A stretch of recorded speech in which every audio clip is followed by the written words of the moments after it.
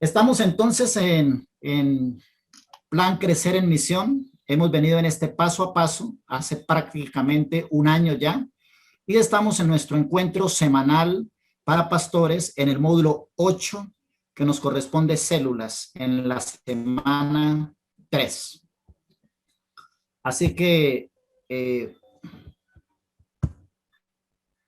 quiero que me confirmen si por favor se está compartiendo bien la pantalla, si el sonido está bueno para poder continuar, por favor. Adelante, Carlos, ¿todo bien? Sí. Muy bien. El tema que voy a tocar o que lo he titulado se llama Revitalizando tu visión pastoral. Y creo que estamos viviendo un tiempo inédito para el cual ninguno de nosotros nos introducidos en una pandemia mundial a una velocidad vertiginosa, sin que el 99% de los profetas que funcionan a nivel mundial en equipos de intercesión o en niveles un poco más grandes o más pequeños, nos advirtieron de una pandemia, de cierre de templos, de volver a las casas, de ovejas sin pastor, de líderes desconectados de su equipo pastoral, de templos cerrados durante 3, 4, 5 o 6 meses. Y quedamos en una situación en donde lo que sí veíamos era con desconsuelo ver los templos cerrados día tras día, semana tras semana, mes tras mes, y obviamente parece cobrar vigencia al decir que las multitudes quedaron desamparadas y dispersas como ovejas sin pastor. Cuando digo esto no me refiero a la globalidad del cuerpo pastoral ni del cuerpo de la iglesia como tal a nivel mundial. Me estoy refiriendo sí a un gran porcentaje porque muy pocas iglesias tenían una estructura sana, saludable y una visión clara en cuanto a cómo realizar la tarea del ministerio. La visión pastoral que habían establecido con años o en años anteriores se convirtió en la herramienta positiva más importante para que las iglesias no colapsaran. Eso por un lado, pero también debemos entender que templos o lugares de templo de reunión de iglesias cristianas que estuvieron alquilados durante 3 años, 5 años, 10 años, 15 años, algunos lugares, como en Colombia, hasta 20 años, estuvieron establecidos donde una iglesia de X cantidad de miembros pagaban el alquiler. De repente, 6 meses después no pudieron sostener los costos de la electricidad, del mantenimiento, del internet, del servicio de agua potable y los costos del local y comenzaron a cerrar a gran escala. Así que no solamente encontramos los templos cerrados, sino que encontramos también lugares de culto clausurados. Creo que todos nosotros como pastores en diferentes países hemos podido ver ese fenómeno y la pregunta es entonces, ¿cómo seguir, no? De hecho, nosotros como Ministerio de Misión, no sé si están bien mis cuentas, pero creo que antes de pandemia estábamos apoyando unas 165 iglesias y post pandemia hemos recibido registro de 1,300 iglesias buscando visión, herramientas, materiales para poder continuar la tarea de ministerio. Hay un texto que me inspiró muchísimo para compartir con ustedes y es Apocalipsis capítulo 3, versículo 18, la parte B. En este pasaje Jesús dice, te aconsejo que compres de mí medicina para tus ojos, para que así realmente puedas ver. Bueno, en la versión 60 dice, te aconsejo que compres colirio para tus ojos. Pero me encanta esta traducción de PDT, Palabra de Dios para Todos, que dice, te aconsejo que compres de mí medicina para tus ojos para que así realmente puedas ver. Es necesario que para revitalizar nuestra visión, lo primero que tenemos que hacer es entender que realmente habíamos estado viendo nublado el tema de la tarea pastoral, de atender multitudes, de atender personas. y necesitamos entonces poner medicina para nuestros ojos y poder revitalizar nuestra visión. Sin embargo, es importante que el texto dice, aconsejo que compres de mí. Ese de mí es en extremo importante porque en algunos momentos la iglesia del siglo XX y la iglesia que hizo esa transición hacia el siglo XXI estuvo comprando algunos elementos de mercadeo, algunas cosas gerenciales usadas por empresas, algunos modelos de multiniveles de empresas seculares, como intentando pastorear y hacer la tarea haciendo un híbrido entre algunos adelantos tecnológicos y algunos principios empresariales de administración, sin embargo, abandonando el diseño original o la Biblia, el libro de los Hechos de los Apóstoles, como allí el lugar donde podríamos encontrar la medicina para nuestros ojos. También dice que Dios quiere que compremos medicina para nuestros ojos para que así realmente podamos ver. Lo que quiero que podamos ver es que en Latinoamérica, el 90% de las personas no conocen el evangelio, hablando de un encuentro personal con Jesucristo a través del nuevo nacimiento. Así que cada vez que nos paramos en una estación de ómnibus, en una estación de un metro, de un servicio colectivo, de un terminal de transporte, de un aeropuerto, de una plaza, de un mercado público, de un colegio, de una universidad, podemos hacer un ejercicio sencillo y es pensar que de esas 100 personas que están a nuestro alrededor a menos de 200 o 300 metros de distancia, 90 o más están caminando hacia el infierno. Encontramos entonces en Mateo capítulo 24, versículo 45, un texto también en que inspirarnos y también podemos meditar en la realidad, ¿no?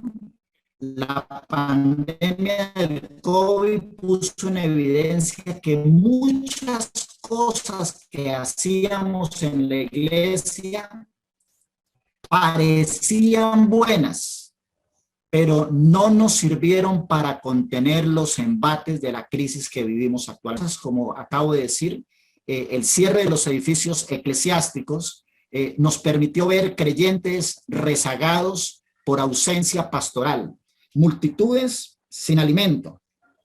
Quiero que veamos el texto bíblico de Mateo capítulo 24, el versículo número 45, que dice de la siguiente manera: ¿Quién es pues el siervo fiel y prudente al cual puso su Señor sobre su casa para que les dé el alimento a tiempo?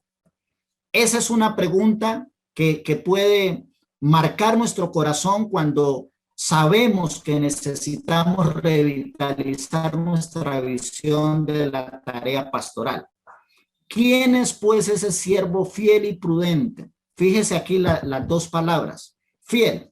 Claro, nosotros lo hacíamos con fidelidad, culto lunes, miércoles, viernes, domingo. Domingo un culto en la mañana, otro en la tarde. Si había más gente, 2 cultos en la mañana, 1 en la tarde y así sucesivamente. He ministrado en lugares de culto en algunos lugares de Latinoamérica, donde alguna ocasión he predicado 4 cultos en un día. 2 en la mañana y 2 en la tarde, o 5 cultos, 2 en la mañana temprano, 2 en la tarde, luego 1 en la noche. Y ahí parecía que éramos fieles administrando el alimento para las personas.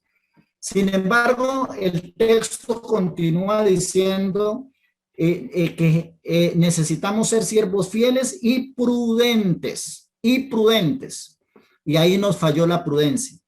Dejamos de mirar la Biblia, dejamos de mirar el libro de los Hechos de los Apóstoles, dejamos de mirar la historia del cristianismo y fuimos imprudentes al adoptar alguna metodología que cada vez nos llevaba un poco más lejos del diseño divino. Dice, ese siervo fiel y prudente, el cual puso su Señor sobre su casa para darles alimento a tiempo, y los creyentes quedaron rezagados por ausencia pastoral. Quedamos incapacitados de poder alimentar a nuestros rebaños, incapacitados de poder alimentar a nuestros líderes. Y repito nuevamente, no estoy hablando del 100% de la iglesia mundial, pero sí me temo que por lo menos un 40% de la iglesia sufrió un colapso al perder personas, templos, propiedades o lugares de reunión. Encontramos también, como dice el apóstol Pablo, allí pastores cansados y abrumados por no poder atender sus ovejas. Y quiero leer en Segunda de Corintios,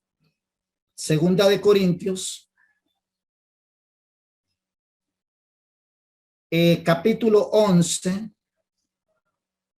versículo 27.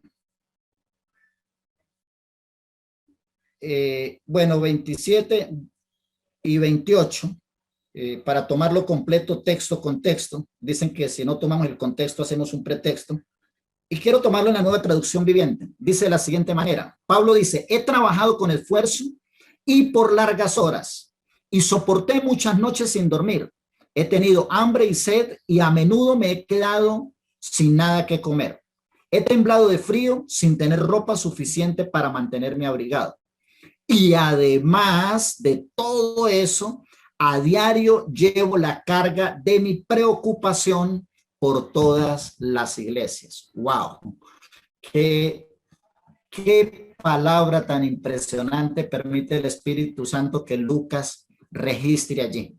Creo que vivimos un tiempo en donde, aparte de todo lo que vivimos con el tema del COVID, una de las cargas de preocupación más fuertes es el peso de las iglesias para aquellos que tenemos un verdadero llamado pastoral, para aquellos que somos pastores de pastores, para aquellos que teníamos líderes bajo nuestro cuidado y que teníamos iglesias o una red de iglesias, una denominación, una organización, y de repente vimos cómo se nos iba como agua entre los dedos sin que nosotros pudiésemos contener lo que estaba sucediendo.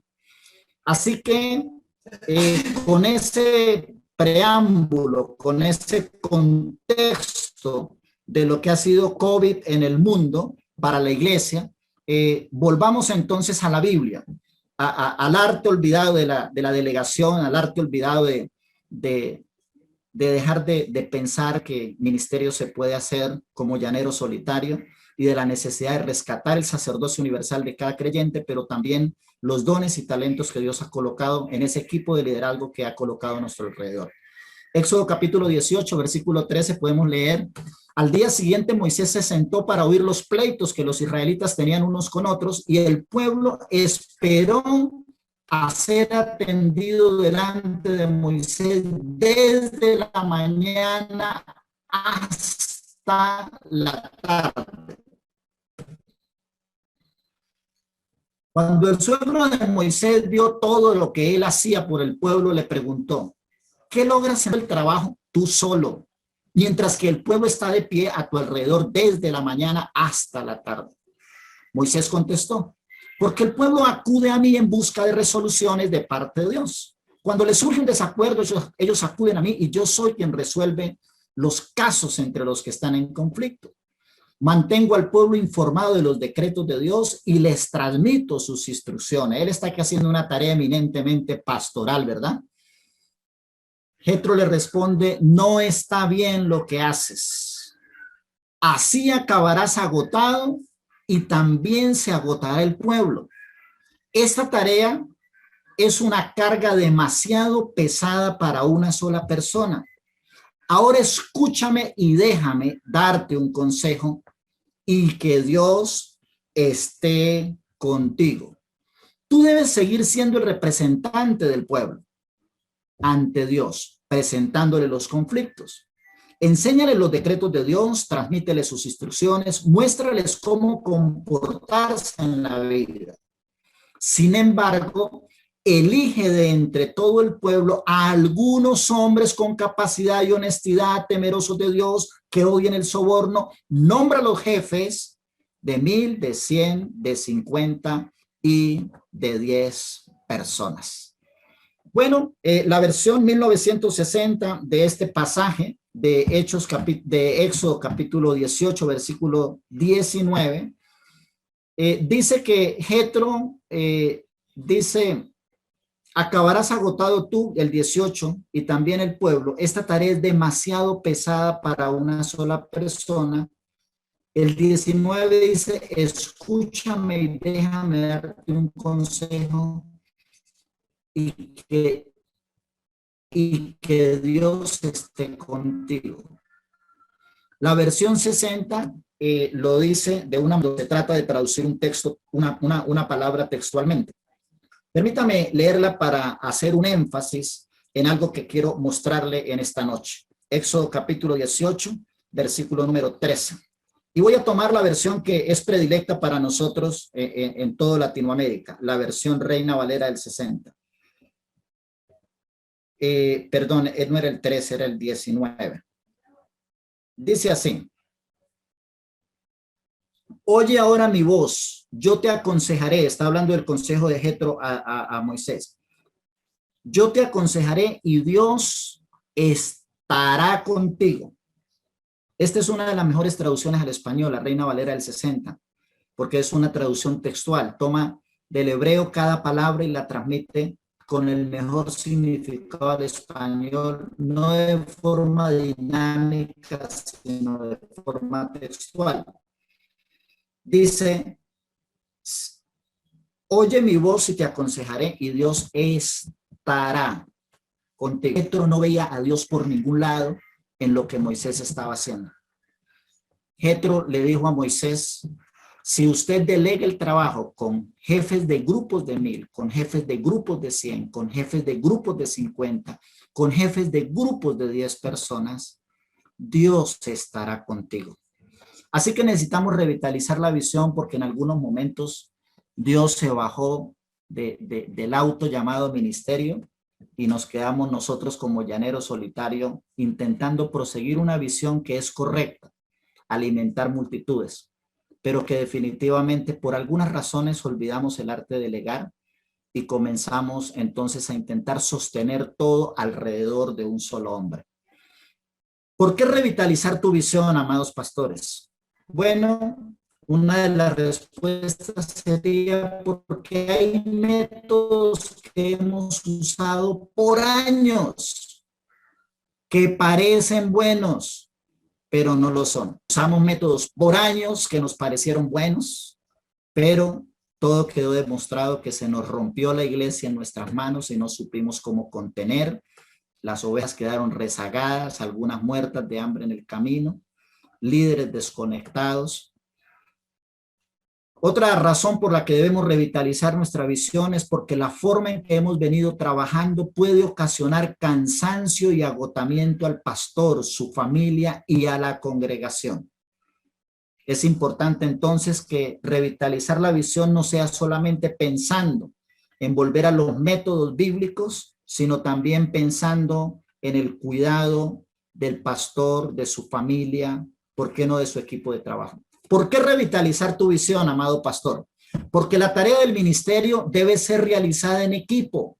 Eso es lo que encontramos allí en la primera mención de lo que es liderazgo. Allí en esta ardua tarea que se realizaba en el desierto de pastorear casi, bueno, eran 600,000 varones de a pie, sin contar mujeres ni niños. Algunos expertos del tema dicen que eran unas 2 millones de personas y había toda esta carga sobre un solo pueblo. Quizá hay una ciudad completa de 2 millones de personas bajo sus hombros, o sobre sus hombros, perdón. Quizá hay un pueblo de 200,000 personas en donde usted intenta hacer ministerio y que está bajo su cuidado.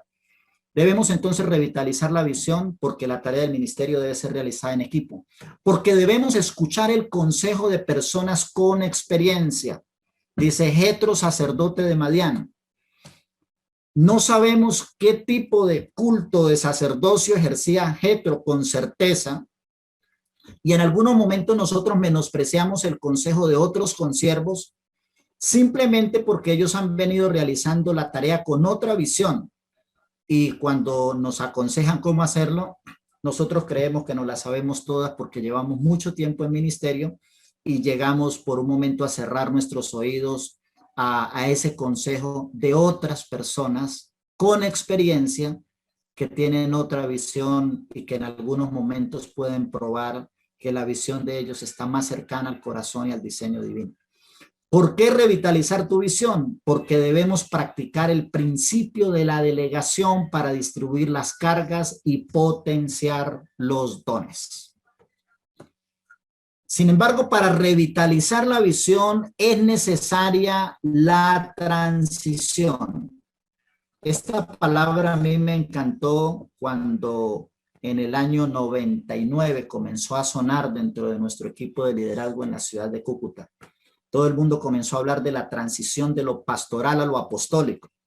Y sonaba tan bien y sonaba tan hermoso, pero 5 años después estábamos llenos de apóstoles con credenciales, títulos, tarjetas. En las tarjetas no cabían el nombre de las funciones que cumplían estas personas, pero no pastoreaban ni una iglesia.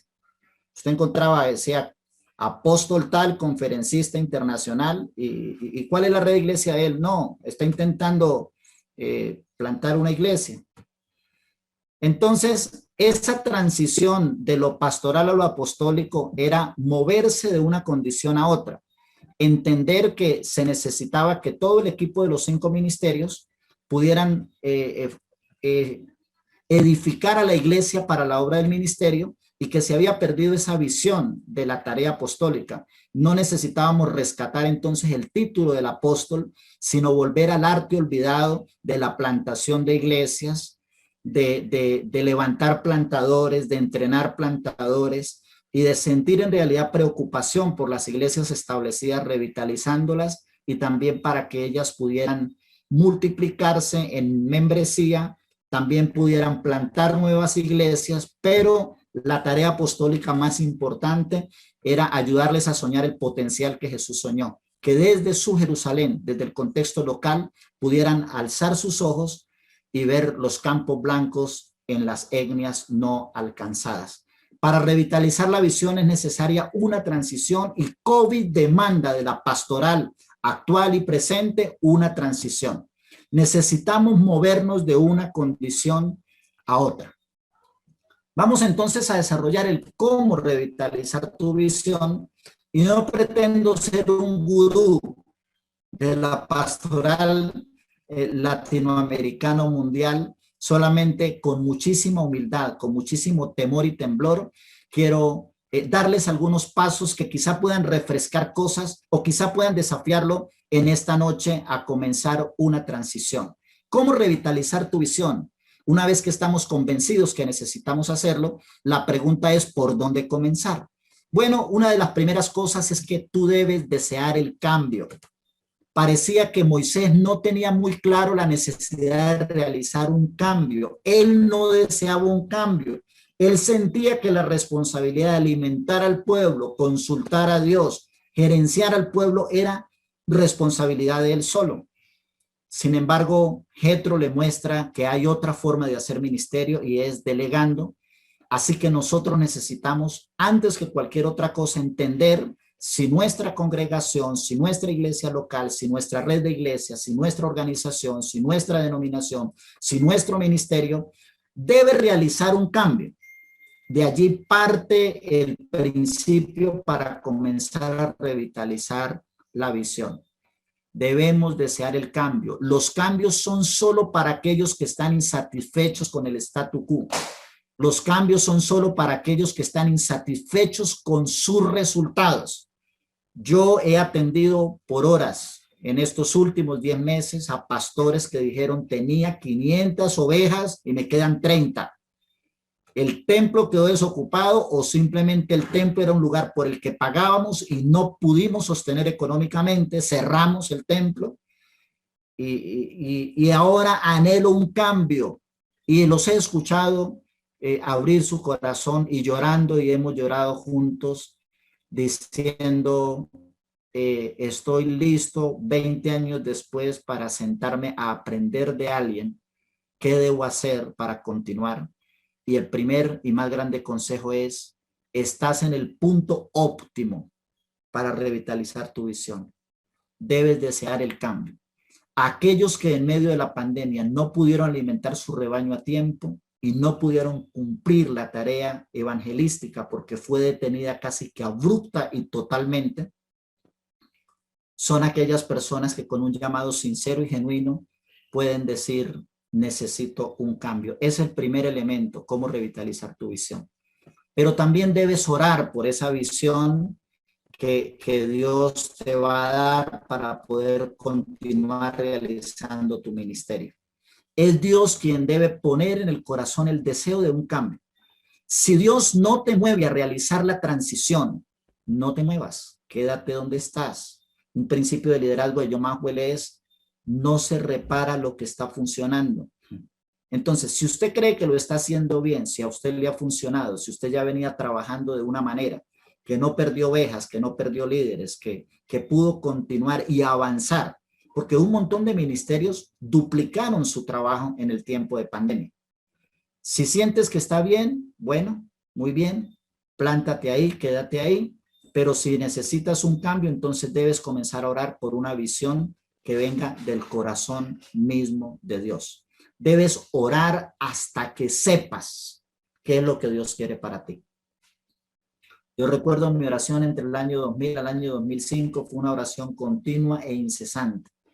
Acababa de terminar el Instituto Bíblico, acababa de salir como misionero a Venezuela, empecé a viajar hacia Argentina y Ecuador para compartir algunos temas, tenía apenas 5 años de convertido y veía hacer tantas cosas por las denominaciones y las organizaciones, las iglesias locales, las iglesias independientes, que yo comencé a sentir pavor, miedo, temor de terminar un día haciendo alguna cosa que yo me inventara para Dios y la colocara en el centro de la visión como si viniera de parte de Dios. Y duré 5 años, del 2000 al 2005, haciendo una oración continua. Le decía: Señor, fui al Instituto Bíblico y me enseñaron a hacer un montón de cosas para ti. Pudiera sentarme con las herramientas que me dieron e inventarme hacer algunas cosas para ti y pedirte que bendigas esa visión. Pero en realidad necesito que la visión para extender tu reino venga de tu corazón, lo que tú planificaste en el cielo, y ver el diseño.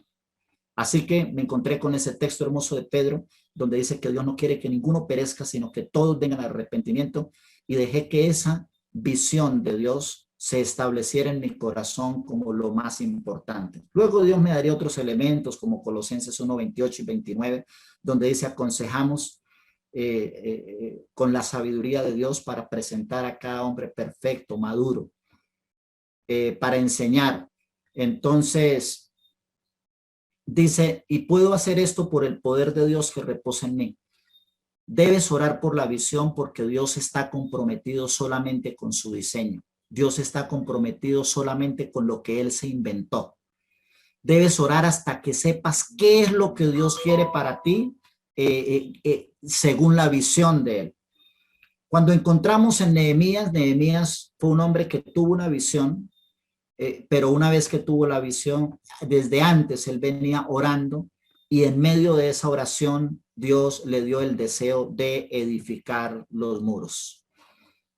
Una vez que Dios te ha dado una visión, querido pastor, ustedes, que un montón de ustedes siempre digo con temor y temblor, ¿no? Yo voy a cumplir 50 años, pero algunos de ustedes que están allí sentados tienen 50 años de ministerio. Gracias por la humildad de sentarse a escucharme. Una vez que Dios te da una visión, debes enamorarte de ella. Si tú no estás completamente convencido que esto es lo que Dios quiere para ti, no implementes una visión de transición. Si no estás enamorado de un plan de Dios para tu vida, en tu iglesia, no avances. Debes orar, debes recibir la visión, debes verificar que la visión esté saliendo del corazón mismo de Dios, y una vez que la captes y la abraces, debes enamorarte de ella. Solo así podrás avanzar en la transición. Debes estar dispuesto a todo cuando Dios te entrega una visión. Cuando Dios te convence que necesitas hacer transición, cuando Dios te convence de un cambio, debes estar dispuesto a todo. Y cuando digo dispuesto a todo, es porque este es el único combustible que le será suficiente para que usted pueda transmitir y lograr contagiar a tu equipo. Necesitamos, digo yo, estar comprometidos con una visión más que involucrados. Cuando usted desayuna con un omelette, unos huevos con jamón en la mañana, hay una gallina involucrada y hay un cerdo comprometido. La gallina puso el huevito, el cerdo murió para que usted disfrute el jamón. Así que cuando vamos a hacer transición para poder continuar con la tarea del ministerio, debemos saber que necesitamos algo más que involucrar gente. Necesitamos estar convencidos, comprometidos, sacrificados, estar dispuestos a cualquier cosa para poder establecer la visión de Dios como el centro de nuestra tarea de ministerio. Este es el único combustible para poder transmitir y contagiar a nuestro equipo. Debemos conocer bien qué es lo que queremos implementar. Tómate el tiempo, lee la Biblia, relee la Biblia. Hasta el día de hoy, yo llevo 25 años leyendo Hechos de los Apóstoles por versículo. Así que siempre que he estado estableciendo trabajos para revitalizar iglesias, el único manual que uso no es, como dice el pastor Tito, el plan pirulo de alguna organización. No, es la Biblia. Necesitas conocer bien qué es lo que quieres implementar, y allí en Hechos de los Apóstoles están todos los secretos para que el reino de Dios pueda expandirse, enfrentando y floreciendo en medio de situaciones extremas como fue probado en la China. Conoce bien lo que quieres lograr y hacia dónde quieres ir. Esto es importante. El que no sabe para dónde va, cualquier bus le sirve. No podemos llegar a una terminal de transportes y decir, véndame un boleto. Y cuando nos pregunten hacia dónde quiere ir, responder, no importa. Véndame hacia el primer autobús que vaya saliendo. No, todos llegamos a una terminal de transporte con un destino en mente. Necesitamos saber hacia dónde queremos ir, hacia dónde queremos conducir la iglesia, el liderazgo, nuestro ministerio, nuestra vida. Mucha gente ha tratado de empezar sin saber con claridad a dónde quieren llegar, y mucho menos no tienen las formas para lograrlo. En un montón de iglesias que he realizado consultoría en Latinoamérica, a la pregunta ¿cuál es la visión de tu iglesia?, la pastoral responde glorificar a Dios. Y suena muy espiritual la respuesta. A la segunda pregunta es, ¿cómo van a saber cuándo glorificaron a Dios? Responden, cuando sintamos paz en nuestro corazón. Parece que uno fuera muy carnal y ellos muy espirituales con las respuestas, pero en realidad no han dicho nada. Sí, obvio que todos queremos glorificar a Dios, pero necesitamos saber con claridad qué es lo que queremos alcanzar, a dónde queremos llegar con la visión que se va a establecer, cuál es la transición que queremos, por qué necesitamos hacer ese cambio, estar dispuesto a todo, enamorarnos de eso que vamos a hacer y luego explicar las formas de cómo lo vamos a lograr. Trazar el método, definir el método y las estrategias. El líder que no tiene bien claro su destino, poca gente le seguirá. Para hacer transición, para revitalizar la visión, ¿cómo lograrlo? Debes saber que esto toma tiempo para implementarla. Cuanto más grande sea su iglesia, cuanto más grande sea su denominación, cuanto más grande sea su organización. Uno de mis maestros hace 24 años en el Instituto Bíblico en la ciudad de Cúcuta fue el pastor Eduardo Cañas. Eduardo Cañas tenía una hermosa congregación de años de más de 5,000 personas en la ciudad de Bogotá, Colombia. Empezó a darse cuenta que durante los últimos 8 años no pasaba de 5,000 personas y comenzó a orar a Dios por una visión y por una transición. Y fue cuando Dios le habló entonces de los grupos familiares, o de llevar a toda la iglesia, absolutamente a toda la iglesia, a convertirse en una sola columna vertebral de crecimiento a través de grupos familiares. Implementar eso le tomó casi 5 años y perdió más de 3,500 personas. Se quedó con menos de 2,000 personas porque tomó tanto tiempo implementarla, fue tan cuidadoso, tan meticuloso, que empezó a perder gente todos los domingos, todos los meses perdía líderes, todos los meses perdía grupos de personas, pero él estuvo comprometido porque sabía que tenía una visión del corazón de Dios. Bueno, hoy por hoy los resultados es que tenga más de 100 emisoras de radio en el país, que realice cruzadas evangelísticas en grandes escalas, pero la plantación de iglesias y el pasar de 2,000 personas a 25,000 personas en menos de 5 años demostró que él se tomó el tiempo para implementar su visión. Una pequeña barca, sin duda, en poco tiempo y espacio puede dar la vuelta. pero un barco grande necesita mucho tiempo y mucho espacio. Así que dentro del cómo, necesitamos entender que vamos a tener que sentarnos y preparar las cosas.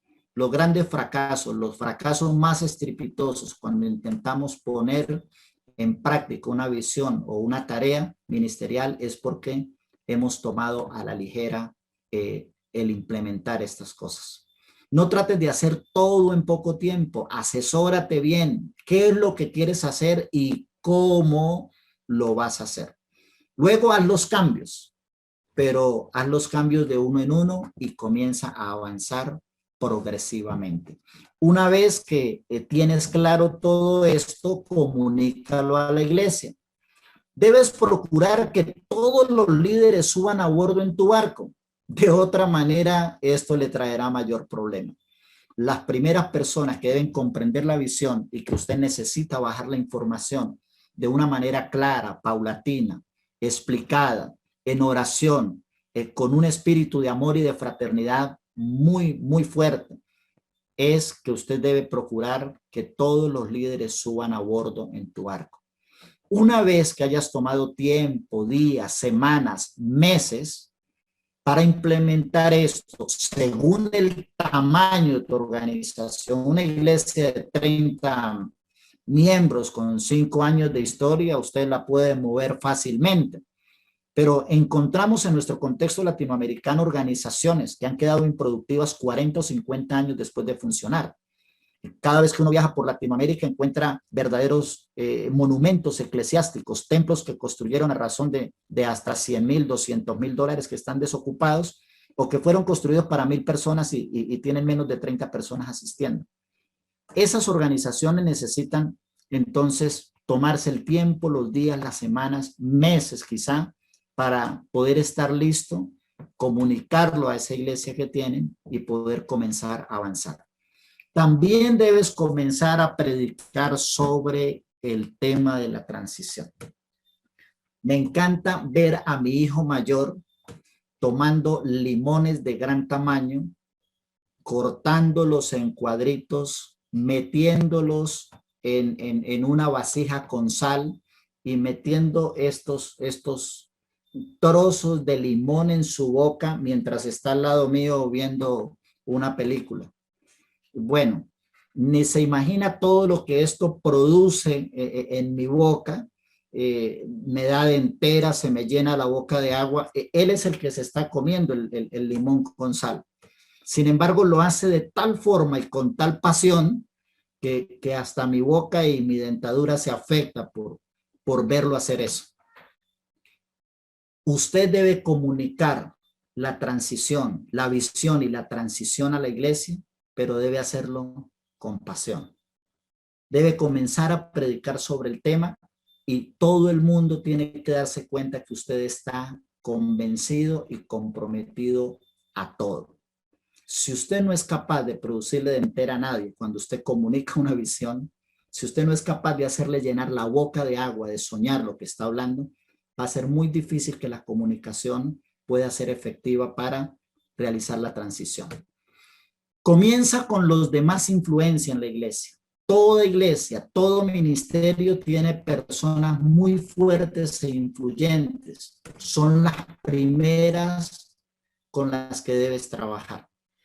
He visto cometer este error repetidas veces de ministerios que tienen 20 años, 15 años, 30 años de establecidos y tienen allí líderes que pasaron 20, 15 años con ellos y cuando empiezan a hacer una transición, la pastoral les ve como enemigos porque son resistentes al cambio. Déjeme decirle que así como el pastor puede ser la clave o el clavo, también los líderes pueden convertirse en la clave o el clavo cuando se trata de bajar la visión de Dios, de hacer una transición, de comenzar a trabajar delegando trabajo en grupos de 10, de 50, de 100 y de 1000. Y los pastores debemos ser muy sabios y cuidadosos en tratar de no perder al liderazgo más fuerte e influyente. No podemos lograrlo del todo. Algunos se irán y quizá algunos se van a ir con un grupo de personas. Pero lo más importante es que nuestra responsabilidad es orar y comenzar por estas personas de influencia. Debemos subirlas a bordo. ellos influenciarán en forma positiva a los que están en su círculo inmediato. Usted debe tomar tiempo para pasar con ellos. Debemos tomar tiempo para dejar de ser tan formales en nuestra relación con nuestro liderazgo y tomarnos tiempo para llorar con ellos, para escuchar sus corazones, para escuchar sus temores, para saber qué está sucediendo en sus vidas, invitarlos a comer, invitarlos a tomar un café y dejar que con ellos planifiquemos y soñemos juntos la visión para que ellos puedan a su vez empezar a influenciar a otros. Y lo harán solamente cuando ellos hayan sido influenciados de la manera correcta por la pastoral. Háblales de cómo vamos a hacer iglesia de ahora en adelante. Esto es muy importante y creo que aquí pudiéramos terminar. ¿Cómo vamos a hacer iglesia de que el mundo entero habla de una nueva normalidad? ¿Y qué tal si esa nueva normalidad que nosotros esperamos implantar en la iglesia, qué tal si esa visión, esa transición, ese cambio que nos puede hacer más efectivos no nos trae nada nuevo, sino que simplemente es el diseño olvidado y abandonado por nosotros? Hábleles de cómo vamos a hacer iglesia de ahora en adelante y la forma en que queremos ser iglesia es volviendo al diseño original. Muchísimas gracias.